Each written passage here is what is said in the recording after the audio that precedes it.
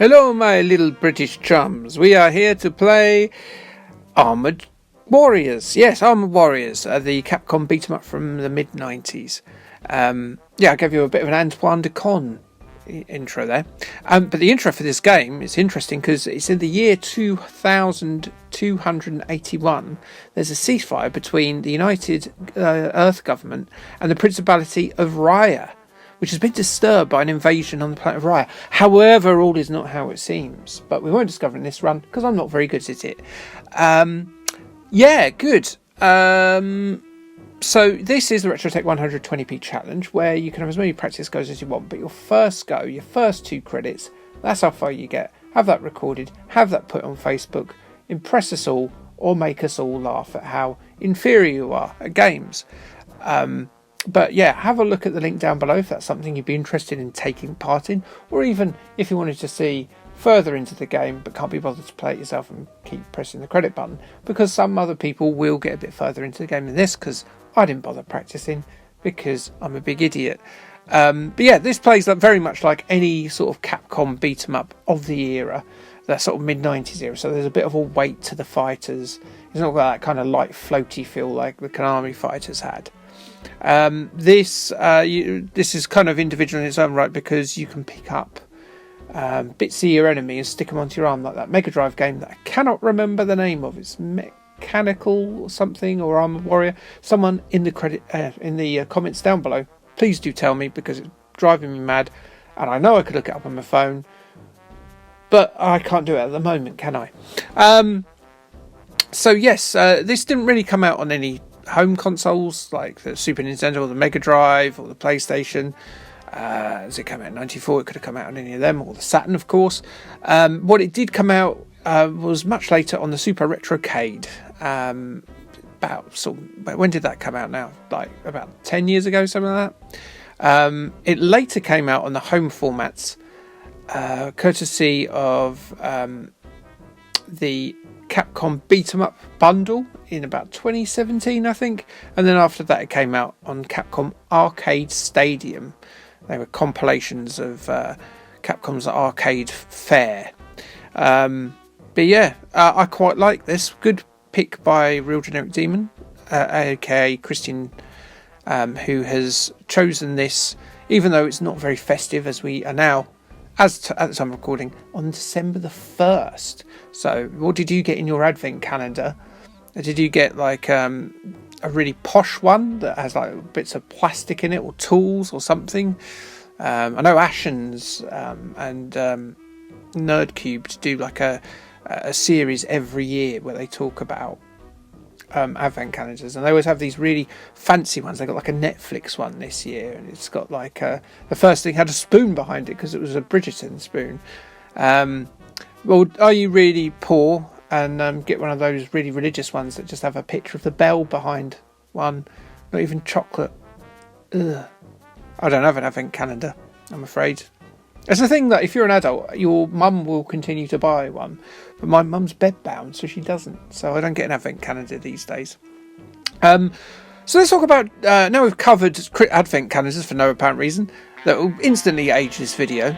Let's talk about, instead, something equally unrelated, that being general facts. And of course, we've got to cover something with armour. That's got to be the Armadillo. Now, as soon as I thought of this, I thought, how the bloody hell does an armadillo do the hunker chunker? Well, it's incredibly dull. It basically, they mate by the female lifting up her tail and the male mounts her from behind. Now, I was expecting some sort of Swiss Army gubbins down below for either of the two parties involved here, but no, it's bloody missionary. It's not missionary, but it's really standard fare. Very sad about that. I'm really truly disappointed that I can't give you an interesting fact about an armadillo's little Hampton. But what I can tell you is I've got some other facts for you. When the babies pop out of the old womb there, they can be genetically completely identical, quadruplets, up to quadruplet level, yeah. So that is because they all form from a single egg.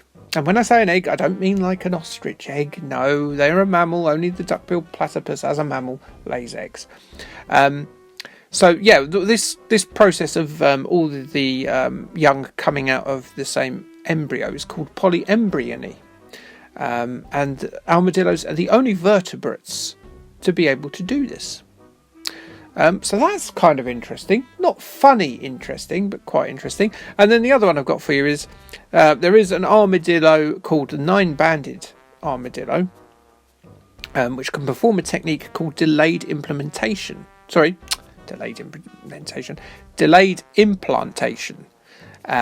Basically, this is where the female can delay pregnancy by up to 4 months by having the fertilized egg sort of paused by attaching it to the uterine wall. So yeah, that's going to cause a lot of lie detector tests in armadillo Jeremy Kyle, isn't it? Yeah, can you imagine? But it can't be mine. But I used delayed implement. Oh, I can't get this right. Delayed implantation. So that ruined that joke. Should I try it again? No, I've made a fool of myself there. I think you got the point though. So yes, that's my gentle facts of the week. Now we are in Christmas, so it is December, and so Father Christmas is warming up his beard, and he's stroking the rumps of his reindeer to get them to run faster while avoiding HR and the disappointed eyes of his wife. And that means we've got Christmas videos coming up. So I've got 4 festive related videos, all related to Nintendo handhelds this month. The first of which will be Polar Express. There was a Game Boy Advance game of Polar Express, and it's very boring.